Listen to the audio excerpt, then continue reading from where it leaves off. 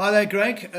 I'm Mr. Wendon, Wendon. I'm Head of Design and Technology at Moat Community College. That's an 11 to 16 inner city school. I've been here for far too long, but if you want the facts and figures, 26 years man and boy now. So I've worked my way up from main grade teacher to form tutor to a head of year, and now I'm a head of department, and the department is design and technology. All right, thank you all. So I've just got a few questions for you. So what do you believe is the most useful outcome of questioning?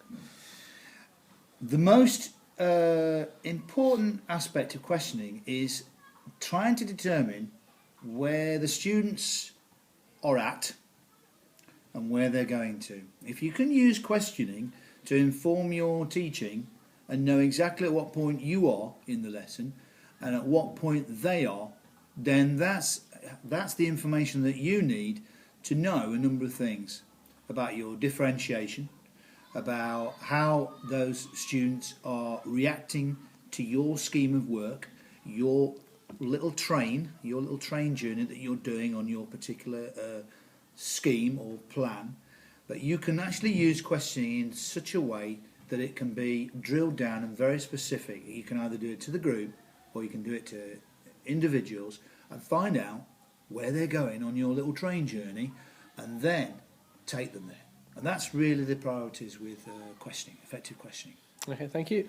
Next one was, what strategies or activities may you use to utilise questioning effectively in your classroom? Right, there's a whole range of strategies, but I suppose the predominant one that I like to use initially is my starter activities.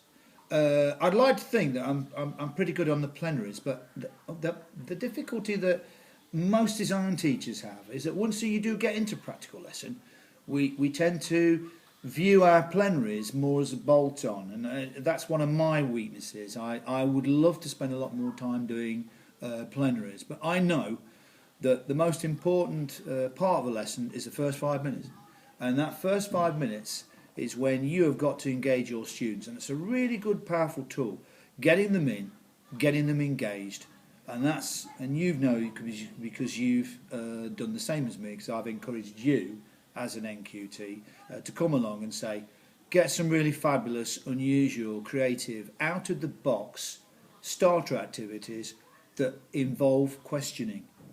And that's how you engage students. You can do lots of questioning, specific questioning, whilst you're doing activities, but I really do store myself a lot on the start of a lesson. Okay, brilliant, thank you. So do you feel that you personally have perfected your use of questioning in a classroom? Absolutely no way. After 26 years, I am as green or as wet behind the ears now about direct and effective questioning. I can do questioning which I think is fairly direct and effective with one group and apply it to another group, and it's like they're just not listening to me. I'm thinking I've lost the plot somewhere, and it could well be to do with dynamics.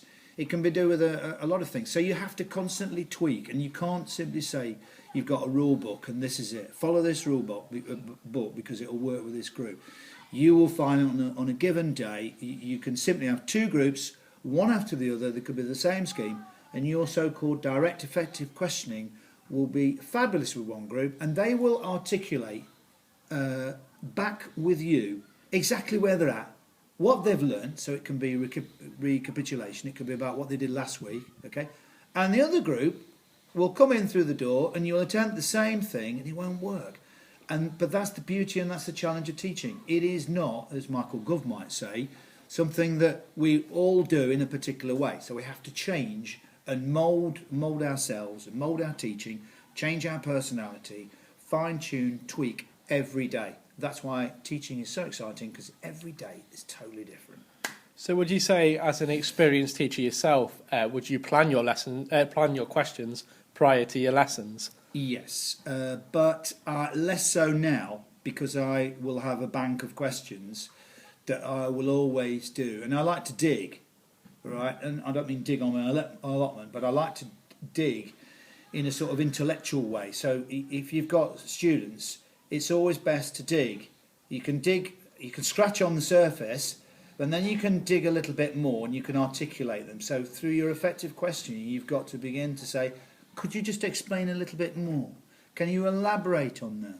Can you take me somewhere else? Could you give me another term for that? That's effective questioning, because that's going to tease out the knowledge that's going to inform your teaching and your planning for the next week. And if your planning and your teaching is not very good during that lesson, you should have the bravery to say, hang on group, or hang on that group over there, I want you to stop what you're doing because I've just gone through some questioning with you and I realise that you don't quite grasp what we're doing today.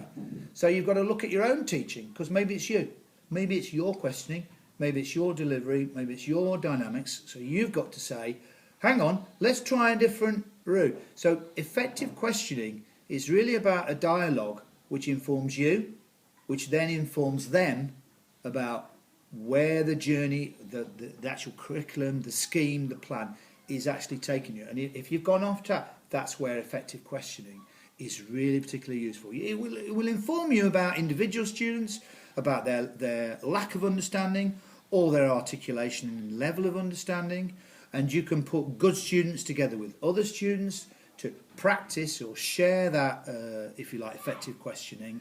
But bottom line is you've got to be in control. You have to be in control of the learning. So that's why effective questioning, using questions to probe and dig a little bit deeper, is so powerful as a tool.